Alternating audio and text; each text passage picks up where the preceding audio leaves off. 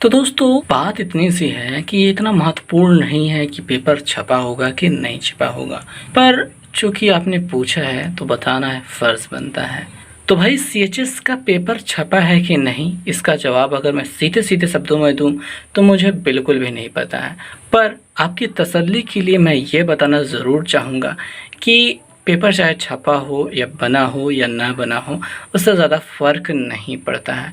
अगर पेपर पहले बन चुका होगा, मान लेते हैं कि पेपर केवल बना है, छपा नहीं है, प्रिंट नहीं हुआ है। प्रिंट होने का मतलब ये है कि लाख 2 लाख कॉपियाँ बना दी गई हैं। अब उन्हें डिस्ट्रॉय करके नया पेपर बनाना, ये तो घाटे का सौदा होगा, तो कोई ऐसा नहीं करेगा। मान लीजिए केवल एक कॉपी बनाई गई है, फिर उसे प्रिंट करना बाकी है और किसी के मन में खुजली हुई थोड़ा सा बदलाव करने की, तो ज़्यादा से ज़्यादा 5-10 क्वेश्चन चेंज करेगा।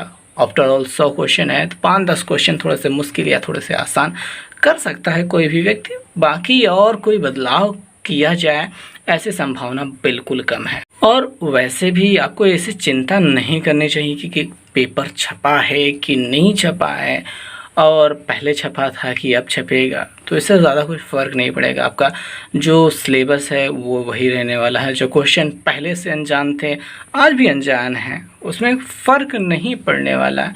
अब तो ये तो वही बात हो गई भाई कि जैसे टॉस करते हैं, सिक्का ऊपर जाता है, अगर सीधा सीधा ज़मीन पे गिरा, हेड टेल आया तो हम मान लेते हो कि ठीक है, आई एम सेटिस्फाइड। बट किसी ने हाथ में कैच कर लिया और उसको घुमा दिया, पहले ऐसे कैच किया फिर घुमा दिया, घुमा करके उसके बाद खोला, तो आप कहोगे नहीं नहीं मैं नहीं मानूंगा, पहले कुछ और आया था।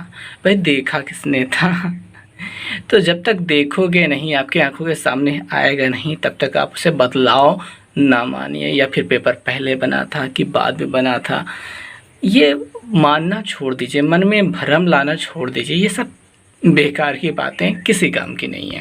तो आई थिंक कि आपको बात तो समझ में आ ही गई होगी कि पेपर बना हो या ना बना हो, हमें कोई फ़र्क नहीं पड़ता है। जैसा भी पेपर आएगा हम पेपर देंगे और अच्छे से देंगे। तो सीएचएस एंट्रेंस की एग्ज़ाम की तैयारी करें या फिर पॉलिटेक्निक एंट्रेंस एग्ज़ाम की तैयारी करें या फिर किसी भी एंट्रेंस एग्ज़ाम की या फिर एग्ज़ाम की तैयारी करें, जब तक आपके हाथों में पेपर ना आ जाए और किसी दूसरे वाले स्टूडेंट के साथ उसमें थोड़ा सा डिफरेंट ना हो या फिर आपके साथ कोई ज़्यादती नहीं की जा रही है, तब तक आपको कुछ सोचना ही नहीं कि हाँ ये गलत हो रहा है, ये सही हो रहा है। जो हो रहा है सभी के साथ हो रहा है, ठीक है। अगर पेपर मुश्किल हुआ, मान लीजिए मुश्किल हुआ, तो केवल आपके लिए मुश्किल नहीं होने वाला है, वो सभी के लिए ठीक है मुश्किल होने वाला है।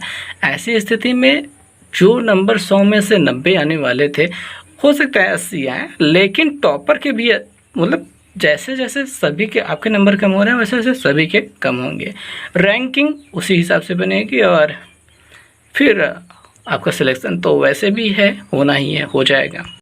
तो भाई बात को बस इतना सा समझो कि अच्छे से पढ़ाई करो, जैसा भी पेपर रहेगा बहुत अच्छे से कर पाओगे आप लोग और आपका एडमिशन ज़रूर होगा। तो इस वीडियो में बस इतना ही, अच्छा लगा तो लाइक कीजिएगा।